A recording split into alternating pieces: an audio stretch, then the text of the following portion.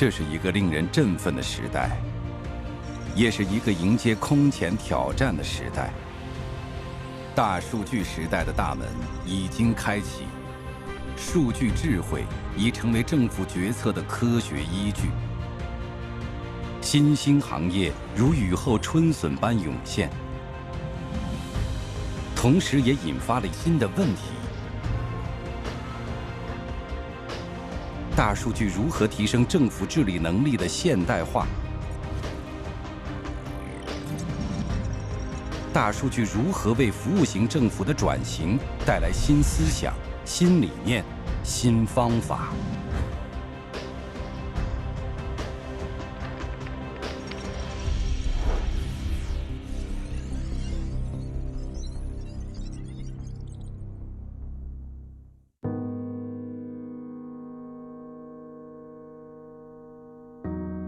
这样的场景，你肯定觉得震撼。这是城市郊外的一片单车坟场。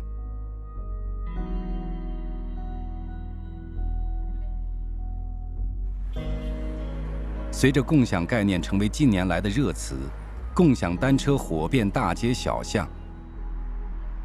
这一成功解决最后1公里出行难题的创新亮点，在满足了人们短途出行需求的同时，一系列弊端乱象也逐渐凸显出来。锁都已经坏掉了，自己刷漆了，你看到吗？这辆是共享单车，我们没有办法举报，因为它所有的东西全已经那个弄了，就只能让它这样。庄记，魔族猎人的发起人。空闲时间，他喜欢到周边小区寻找各种违停的共享单车。我就通过这个猎魔程序去找，确认一下号码。找到目标后，他会拍照上传，举报违停。最后搬运到小区外的单车停放区域。这个过程被他形象地称为“打猎”。共享单车像一面镜子，在无人监管的情况下所折射出的人性的弱点，值得大家反省和深思。魔族猎人这个群体以年轻人为主，他们专门举报共享单车的违停行为，然后骑回热点区域，让共享单车可以更好地循环利用。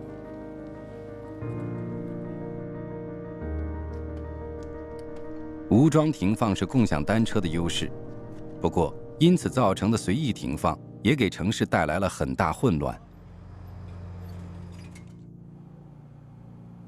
这是我们在后台截取的一辆共享单车1个月的停放点，形成了它的1个月的行驶轨迹。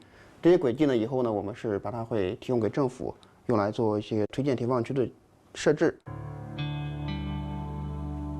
北斗导航与位置服务平台目前正逐步接入北京市的共享单车数据。它不是为了获取单车的位置信息，也不是为了获取大家的骑行轨迹，而是为了规范使用者有序停放。利用北斗系统，毛利他们正在大街小巷采集定位信息，精确划定一个个电子围栏。电子围栏是为了规范停车而划定的共享单车停车区。共享单车必须停入围栏内才算正常停放，否则就是违规停车。就说那边设置了一些停车位，但是呢，咱们这个共享单车市民啊，骑行发现可能这边有办公楼、写字楼，这边有一些后面有医院，他可能就把车停在这地方比较方便。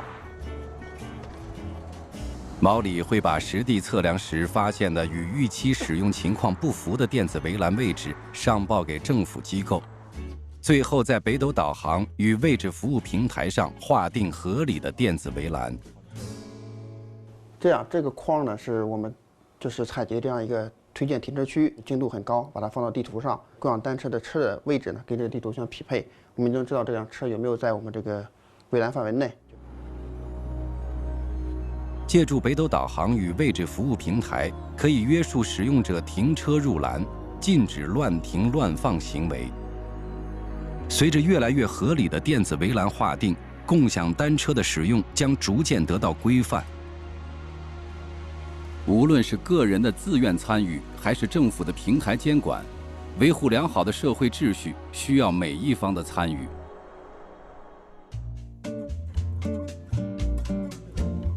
田超是共享单车的大数据运维工程师，他已经意识到这个问题。准备开始了吗？今天他要测试最新的调度平台。准备怎么样？这次测试的区域是北京 CBD 国贸商业圈，这里一直是共享单车的热点骑行区域，潮汐现象非常明显。国贸地区是一个典型的工作人群为主的这样的一个区域，如何把我们有限的运力合理的分配到用户所需求的地方，这需要我们非常精准地了解用户的需求。早高峰刚开始，调度平台就发出缺车预警。随着上班峰值的临近，国贸地区的单车需求量正迅速飙升。不过，田超今天的调度测试却是减少国贸区域的投放车辆，他希望通过提高单车调度效率来弥补车辆减少的缺口。用户在骑一辆单车之前不一定需要打开 APP。他只要看到一辆单车，那他就会骑。经历了几年的运转，积累了非常多的用户的行为的数据，大数据能够抽取其中的规律，然后用于指导我们线下的每天的实际的运营的工作。然后这样的方式呢，对比传统靠人的方式更加精准。通过对国贸地区不同时间点的历史骑行数据进行分析，预测用车需求，进行单车资源的合理调配，是共享单车行业摆脱车海战术，向拼服务的理念过渡的良策。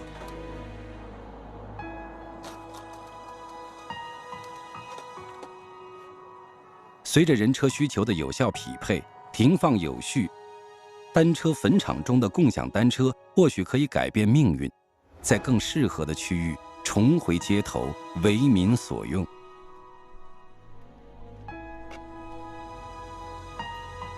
创新事物遭遇社会问题在所难免，但更值得我们关注的是以怎样的姿态去迎接挑战，解决问题。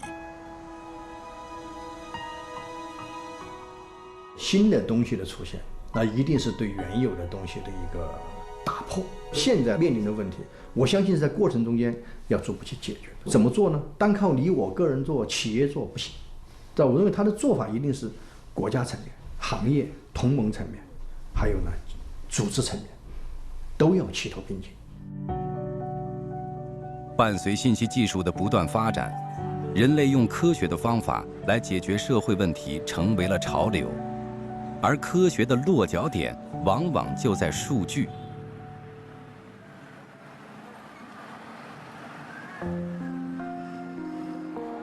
清晨7点，815路公交车站已经排起了长龙。欢迎您乘坐815快无人售票车。这是一群家住河北燕郊，每天都要赶往北京城区上班的通勤族，他们被形象地称为“燕鼠”。这一群体仅河北燕郊一地就有几十万人，如果加上北京周边的卫星城，足有数百万人，并且这一数字还在快速增长。潮汐时段，海量通勤族的出行，给北京这座超大型城市的交通带来不小压力。王倩，北京交通发展研究院的一名工程师。他正在参与研究这一交通难题。这个呢，是我们整个北京交通模型的一个基础的界面，它是我们院从90年代初就开始更新的。这个交通模型背后累积了大量的交通数据，主要包括有 IC 卡数据、浮动车数据、居民出行调查数据。有了这些基础的数据，我们才可以去构建整个的一个交通模型。这些结果可以给规划人员提供一个数据基础。在以前，要完成北京市内公共交通线路的规划，王倩仅需要借助北京市内的公交、地铁和客运车辆 GPS 等多维数据，便可对规划道路沿线的出行人群轨迹进行分析。然而，随着中国城市化和交通网络的快速发展，一个又一个超级城市群也在形成。北京到底有多大？我们的行政边界是清楚的，但是我们真正的交通的边界其实是没有人能说清楚。像燕郊、三河、廊坊，甚至于到固安这些地方，都有相当比例的人到北京城来上班。意味着什么？意味着就是北京的这样的一个通勤圈的范围实际上是非常大的。这都是我们城市交通要去面临的一些任务。首都北京，每天往来于这里的上班族已不只限于本地人群。开往国家图书馆站方向的列车即将到站。显然，要完成北京通勤圈的交通优化研究，王倩掌握的原有数据已经满足不了现在研究的需求。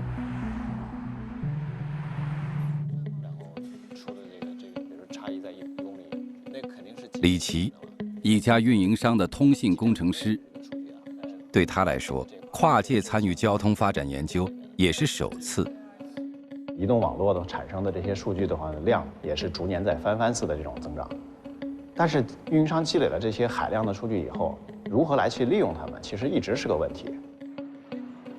截至2018年，中国手机用户达15.7亿，庞大的用户基数每天产生着海量的多维数据。大数据技术的发展，为这座巨型城市解决交通拥堵提供了可能。传统的这个交通规划呢，可能多是靠去人工的方式，一个呢这个周期很长，采样率低，这个效果也差。那么大数据的手段，其实这个就非常精准。比方说我们的这个运营商里面的位置信息服务，就是可以精准的这个定位我们现在这个人流的情况、车流的情况。京津冀地区拥有1亿多人口，行程面积覆盖21.8万平方公里。李琦团队要做的就是保护好用户隐私的同时，从近2000万用户的出行数据中梳理出与北京有关的出行人群的数据。从哪儿出发，然后走到什么地方去，居住地、工作地，以及的话呢，他的这个每天的出行去结合起来，就能够得到每个人他们每天上下班通勤的这样的一个状况。那么，然而，依托于手机用户的定位数据，对京津冀地区的人员出行轨迹进行分析，并不是一件简单的事情。磨合了一段时间，然后让他们先输出了一批数据，但是那一批数据，说实话，就是第一次输出的时候，跟我们实际情况相差太多了。问题究竟出在哪里？每天有不计其数的人进出北京，这其中公务出差、探亲访友、就医旅游的也不在少数。而王倩只需要住在经济地区、上班在北京的通勤人员的出行数据。李琦团队所提供的正是这样一组河北、天津2省市来北京的全量出行数据，由此影响了所提供数据的准确性。比如说像春节前后，那个时候北京的这个人口的话呢，它会发生急剧的这种变化，大量的人口在春节前的时候会离开北京，在这个过程当中，有一部分人可能回了老家以后就不再回到北京了。在北京，上班族普遍执行朝9晚5的工作制，早上出行时间大多集中在5点到8点，晚上集中在6点到9点踏上回程。那这个为什么会变化这么大？这段时间为啥是？这是没数据的这个意思吗？这个是应该是数据问题，就是相当于说我们找到了问题的症结所在，李琦团队做出了调整。在全量数据中，根据往来北京人员的出行时间、历史轨迹，圈定直住范围，完善了数据分析模型。而这些数据与公交数据比对后，便可依据出行人员的历史轨迹，分析出这类人群的上班地和居住地，交通部门就可以清晰地看到所规划的路线和站点是否合理。我们现在的交通工具仍然有很多是盲目的，你比如我们公共汽车是定班、定点、定线的，有没有人都要开的。其实将来有大数据支撑的时候，应该是数据驱动的，应该是需求驱动的，应该是需求响应式的。有人我们才来嘛，我们的服务也一定会更精准、更贴切，最终当然是整个系统效率提高。为人民服务，满足人民的需求，始终是公共服务和公共政策的出发点和落脚点。如今，王倩团队参与的北京通勤圈交通优化的研究报告，已为京津冀地区道路交通规划提供了决策的依据。曾经潮汐时段出行的我们，希望不用再排起长龙、焦急等待。这个在以前可望而不可及的愿景，相信不久的未来将变成现实。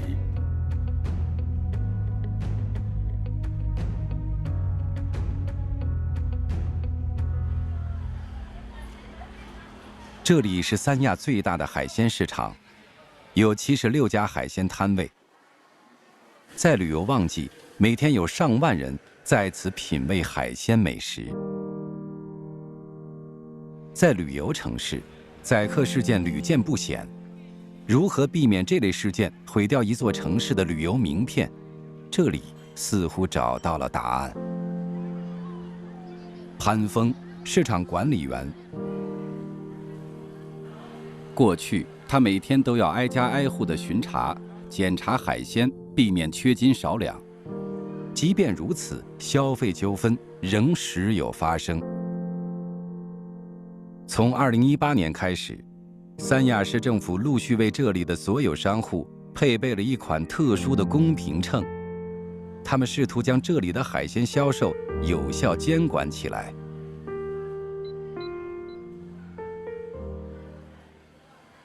我们主要注意几个重要的，一个是它的单价没有错，第二个重量没有错，第三个还有合计的金额没有错，跟我们的电子秤能够对得上，那么这个小票就没有问题了。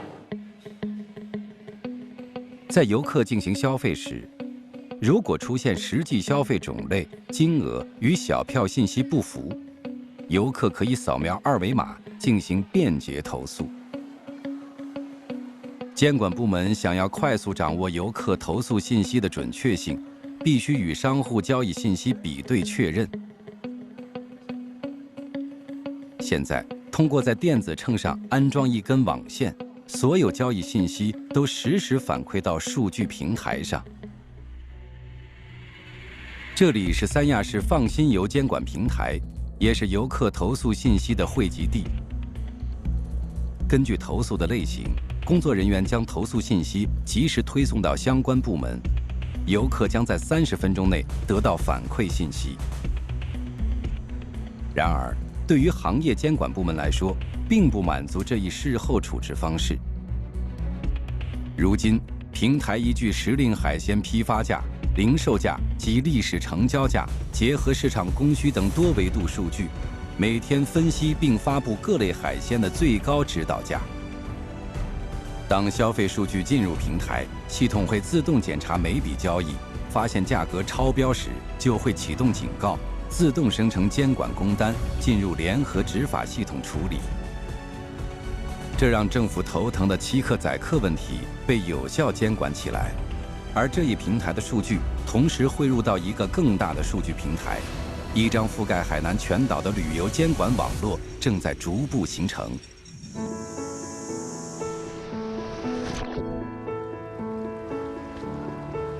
中国海南国际旅游岛，每年全世界有6700万人来这里旅游。2018年3月，海南进一步升级为中国着力打造的国际自贸试验区，面向59个国家免签。面对不断涌入的海量游客，如何打造一张中国对外开放的旅游名片，成为海南旅游部门的一大挑战。那么随着这个游客的不断的进入，那么对我们这个管理的效能呢，是一个很大的考验。旅游是一个综合性的社会活动，涵盖了吃住行、游娱购等几乎个人生活的方方面面。为了实现旅游的有效监管服务，自2017年起，海南旅游部门陆续将旅游、交通、运营商等多维数据接入，搭建了海南全域旅游监管服务平台。然而，平台刚建成不久，一场考验随之而来。我是女导游，我带的旅行团在沱州岛附近的海域上发生了事故，冒烟了，情况很紧急。一名导游发出求救，他带的旅行团在海上突发事故，急需救援。请他们马上处理。你无需惊慌，这只是一场演习。这场演习直接考验着全域旅游监管平台在突发事件来临时的处置能力。郑毅，海南旅游部门信息化应用专家。要进行救援，他必须马上准确掌握事件的相关信息。过去在缺乏信息化手段的情况下呢，基本上都是通过涉事的企业和各市县旅游委层层上报，造成了这个信息和这个处理问题的迟缓。生命救援刻不容缓，借助全域旅游监管服务平台，获取导游、旅游团及旅游大巴车等关联数据，不到2秒钟就检索出旅行团成员的信息。这是一个29人的旅行团，旅游大巴车轨迹显示，他们从海口入岛后，直奔蜈支洲岛乘船下海。这里是距海口200多公里外的事发地。此时，事发游船正急剧发生变化。右机舱着火了！调度蜈支洲1号呼叫。呼叫请讲。报告调度，我船在抢修高压油管时突然起火，我船正在船里组织灭火。各位游客，我船主机故障，现已不能正式开航，请大家不要惊慌，保持镇静。按照应急救援流程，郑毅将事发船只上旅行团人员信息及时分享给救援部门。结合事发游船发回的求救信息，景区救援团队迅速掌握了船上人员情况。一场紧急救援迅速展开。蜈支洲1号发生火情，请求礼部速派一艘快艇携带1名医务人员。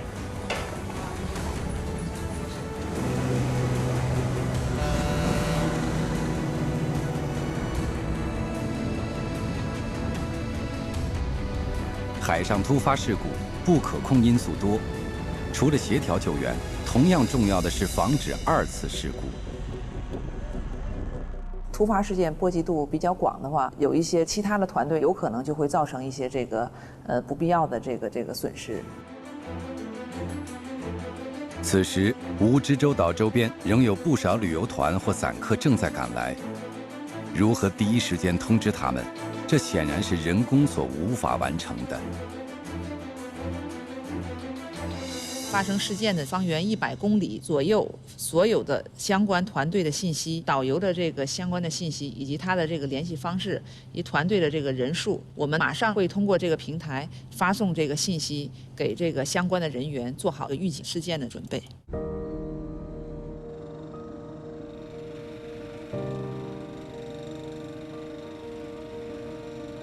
借助空中、水面多方力量，用时不到半小时，海上突发事件被安全处置。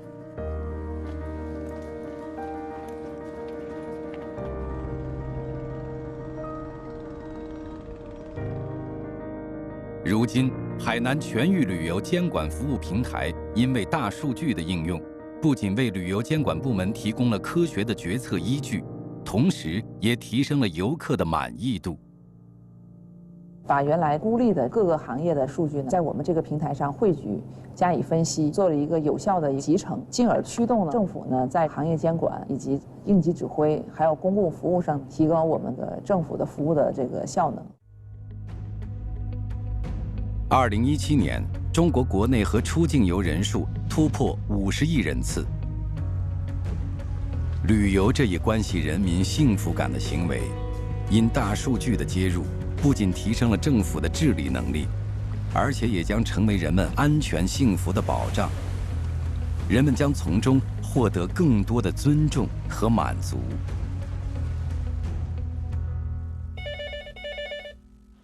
您好，很高兴为您服务，请问有什么可以帮您？这是12345热线接到的一通市民求助电话。市民反映的是有关房屋产权的咨询问题。通过热线平台，接线员快速定位到电话来源，将信息及时推送到相关部门。不到30分钟，涉及多部门信息的市民咨询问题就得到了相关部门的快速回应。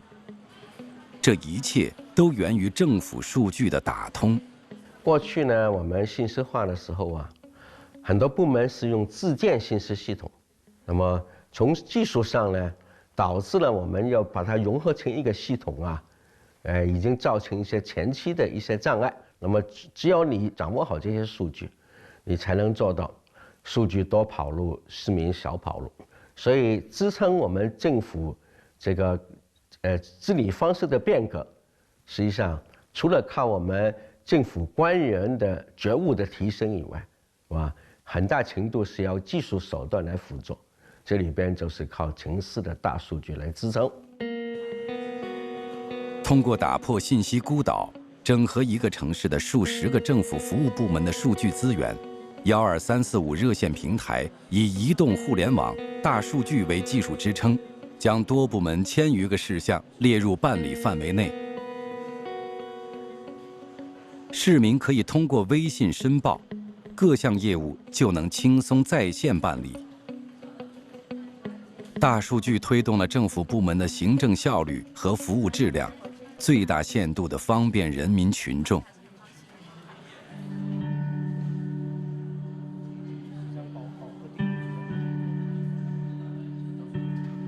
在数据量爆发式增长的当下，每个人的数据汇集到互联网上，这些数据为我们的生活提供着种种便利。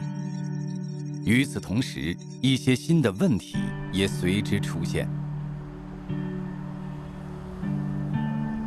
截至2018年年底，中国有8亿多网民，每天有10亿用户在登录微信，450亿条消息被发出。大数据时代，我们待在数据空间里的时间，有时比在物理空间还要长。真实世界的丑陋同样存在于虚拟空间。随着科技的进步，虚拟空间的违法手段也愈加隐蔽，高智商犯罪凸显。2017年，警方破获了一起特大窃取贩卖公民个人信息案。这是迄今为止国内最大的窃取公民信息案件，被称为927案。家黑龙江人，身份证号码多少？哪年出生的？1986年。几月几号？7月27。该案抓获犯罪嫌疑人90余人，盗窃涉及互联网、物流、医疗、社交、银行等各类公民个人信息高达50亿条。李建军是破获927案件的直接参与者。他曾经是一名警察，现在是腾讯打击网络犯罪的安全团队一员。这是他从业以来碰到的最大的公民信息泄露案件。这里面的公民信息涉及到50亿条，那可以说我们每个公民，包括我自己，包括我们周边的一些人，我们的数据都在里面。2016年4月1日，腾讯联合反电信网络诈骗行业各方在北京发布“守护者计划”，同时宣布成立全国首个反诈骗实验室。李建军就是这个实验室的成员之一。就在实验室刚刚成立不久，一个庞大的诈骗体系就被这个团队揭开。反诈骗系统里面发现，这里面的这些境外的诈骗人员，他对境内进行诈骗的时候是非常精准的。它通常是一波对同一个城市进行诈骗，或者对同一个从业人群进行诈骗。那么我们会觉得很诧异，怎么会这么的精准？并不是这样，他是为了。李建军的直觉告诉他，之所以会出现如此精准的诈骗，一定与个人信息泄露有关。2017年，中国网民因个人信息泄露造成的经济损失已超1000亿元，因网络欺诈导致的损失接近5000亿元。这当中，网民个人隐私、消费数据交易黑色产业链恶性发展。诈骗分子在掌握了受害人姓名、身份证号、电话、消费记录的情况下，深入到支付、网购、网络社交等各个生活场景，衍生出各种精准诈骗。这一切源于公民个人信息泄露。果不其然，经过对被害人举报的相关信息进行挖掘分析，李建军在众多受害人的信息中梳理出一个特点。他发现，这些人大部分都曾经浏览过一个钓鱼网站。钓鱼网站呢，它是类似于制作出一个像一个真网站，比如说像真的工商银行、招商银行是真的银行网站，然后呢去伪造一模一样的一个网站，然后你在里面填入你的账号密码，那么黑客就可以在后台获取到你的账号密码了。根据这一特点，通过钓鱼网站找到其背后的搭建者，再追溯到存在哪个服务器上，一步步接近数据源的提供者。最后，李建军发现这些线索指向了同一个地方。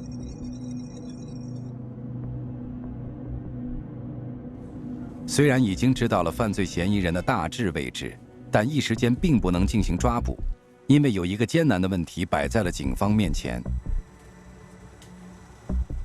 刘鹏警官为这个案件很是头疼。随着我们那个顺藤摸瓜啊，发现这个团伙，它的这个人数非常大啊，数字非常大，全国涉及到14个省。这是一个非常专业的黑客组织，分散在全国各地，他们分工细致，而且个个都是网络高手。其中就有熊猫烧香病毒的制造者，甚至一些大型网络公司的职员。如果直接实施抓捕，对方为了掩盖罪行，很可能紧急给电脑断电，造成数据流失，后果不堪设想。警方当机立断，决定实施同时抓捕。我们要求各地公安机关要主动发现、摸排这些侵害公民个人信息的犯罪线索，然后顺线追踪，要全链条打击，摧毁这些倒卖公民个人信息的犯罪团伙，从实施黑客攻击的，或者是内鬼出卖公民个人信息的，包括贩卖牟利的，包括一些收买之后用于非法目的的，这些都要依法追究他的刑事责任。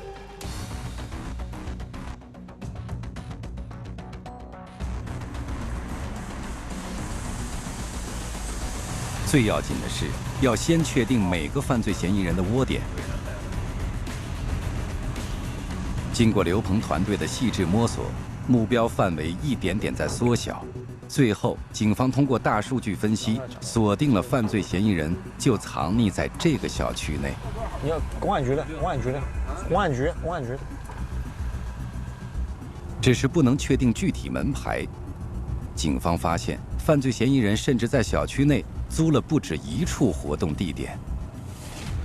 我们通过这个电费这一块，发现它这个窝点呢用电量非常大，只有就是必须这个窝点必须要有很多服务器的情况下，才会有这么大的用电量，啊，当时我们就认为呢，这个地方很可能就是他们的一个犯罪的一个活动一个场所。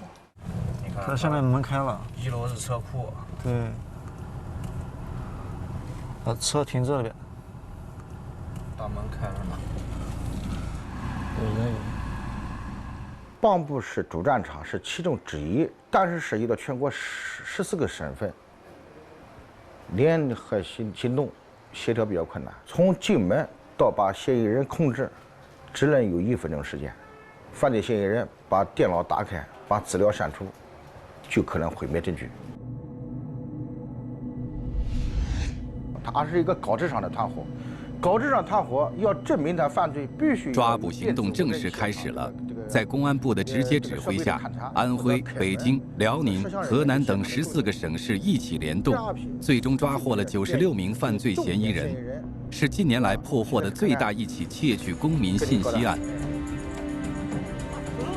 几年来，守护者计划在行业联盟内共享安全数据，协同制止诈骗，使反诈骗模式从过去的用户举报变为警方、运营商主动拦截防御，一定程度上改变了反电信网络诈骗被动挨打的状态。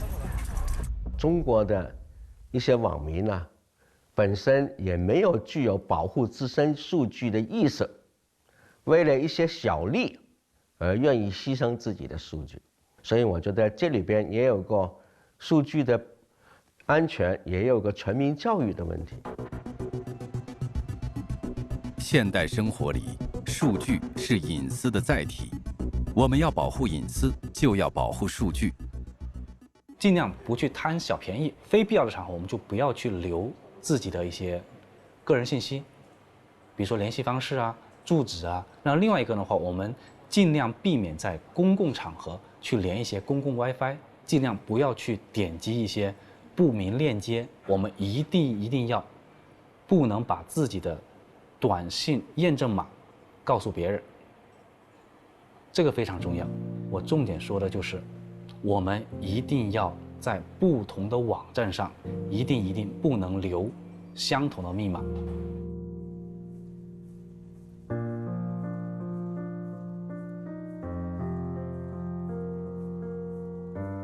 从公安跳到体制外，我个人的感触特别深。做安全，去打击犯罪，并不是警察一家，并不是我们互联网一家，尤其是现在，它是需要各行各业去一起来担当，是需要行业的合作共治的。如何让大数据更安全地为人们服务，使愈加透明的社会不因大数据的应用而引起恐慌？除了对非法获取数据的行为进行严厉打击，规范数据采集和使用变得尤为重要。在创新的过程当中我们要特别的重视隐私安全包括数据的确权这个数据到底归谁所有，在什么的情况下什么场景下可以使用，在什么范围内可以使用，那么在什么情况下应该销毁我想这个是围绕着整个数据的这个全生命周期我们要关注它的这个安全和隐私的问题。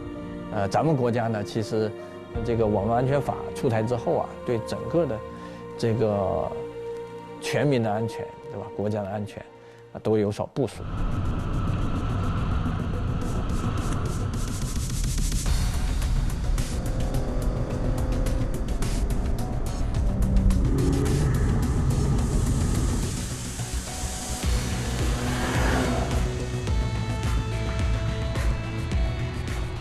我觉得之所以喜欢赛车，可能也和我工作有关吧，都是追求刺激与挑战。边亮，网络安全技术人员，通过赛车训练提升快速反应能力，以便应对更加刺激的网络安全防护战斗。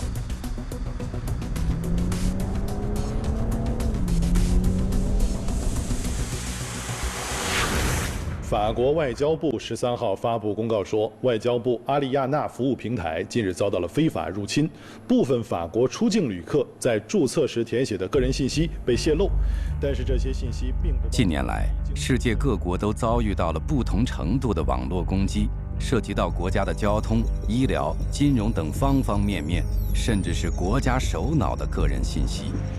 网络安全关乎着个人、企业乃至国家的安全。没有网络安全，就没有国家安全。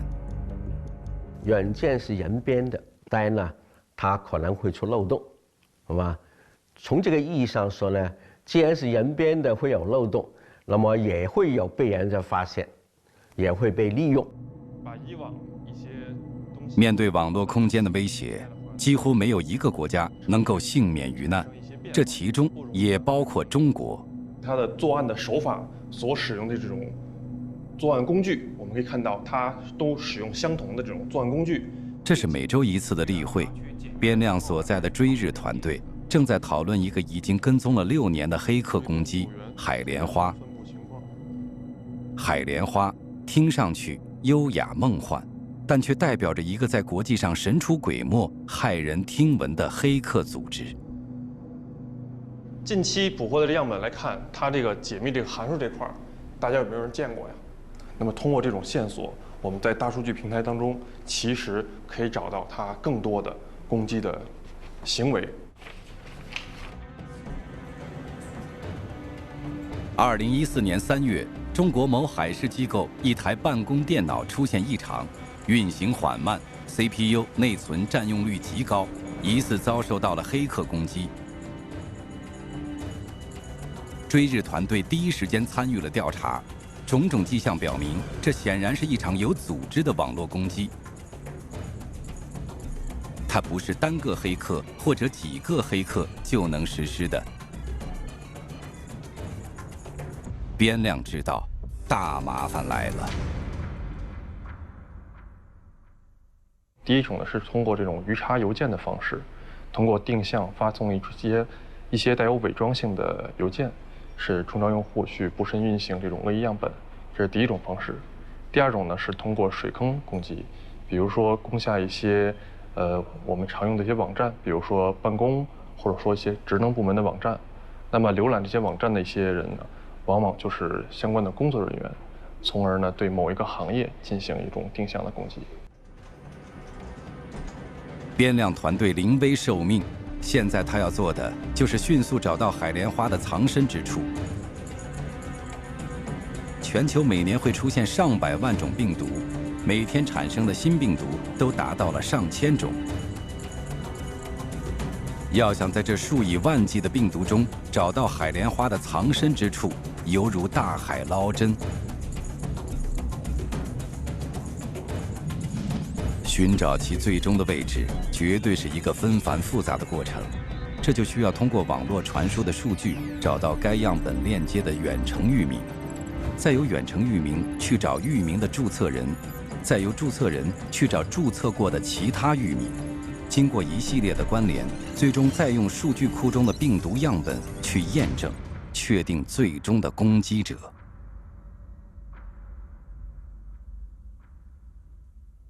如果要没有大数据的话，那可能我们需要找一个线索，可能都需要，有可能是1个月，甚至可能更长。针对于海莲花的作案手法，边亮团队利用大数据技术搜索出了近几年的类似病毒，然后对这些病毒进行关联，范围正在逐渐缩小，目标也越来越清晰。而黑客也正在利用各种方法隐藏自己的踪迹。